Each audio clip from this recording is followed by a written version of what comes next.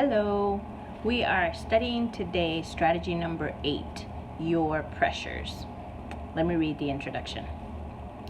If I were your enemy, I'd make everything seem urgent, as if it's all yours to handle. I'd bog down your calendar with so many expectations, you couldn't tell the difference between what's important and what's not.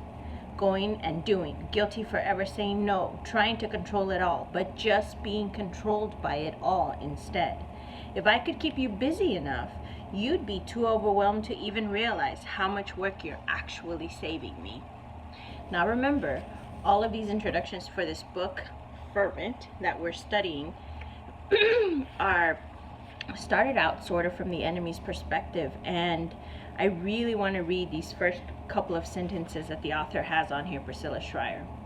Pressure to keep up, pressure to keep going, pressure to stay ahead, stay afloat, stay relevant, pressure to do for others what they maybe ought to be doing for themselves. That's definitely me. Pressure to plan for your retirement years, to lose weight, to stay looking young, to take on another ministry project at church, to always be the one they can count on to say yes.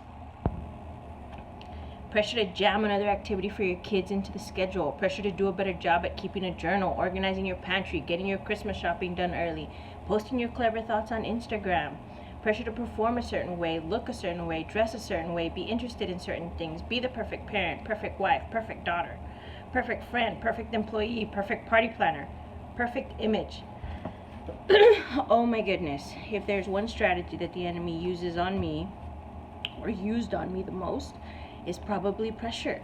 This pressure for me, not necessarily to maintain a certain image, but to be everything for everybody, to always say yes, to not say no, to feel guilty, to overfunction. I talked to a counselor once and she told me, you are an overfunctioner. You do things for people that they should be doing for themselves. I just want to remind you all that this is a strategy of the enemy. How? Because it wears you down. It makes you exhausted. Remember, in his word, God says in Psalm 23 that he leads you to the still waters. He makes you lie down in green pastures. His yoke is easy. And when we're feeling extreme pressure, it promotes this sort of slave mentality that doesn't come from God. And I think especially this time of year, since we're pretty close to Christmas time, I'm kind of glad this landed on this week, the week before Christmas, because we're feeling it now the most. The pressure to buy, to have everything perfect, everything decorated. Did you buy for everybody? Then you start getting pressure because of the finances. It's like it's one big blob. And what it's doing is it's distracting you from what's really, really important. And if he can keep you stressed out and distracted and totally overloaded, then you'll miss what you're supposed to be doing and what's really important. So just remember that not every good thing is a God thing. That's plain and simple. Not every good thing is a God thing.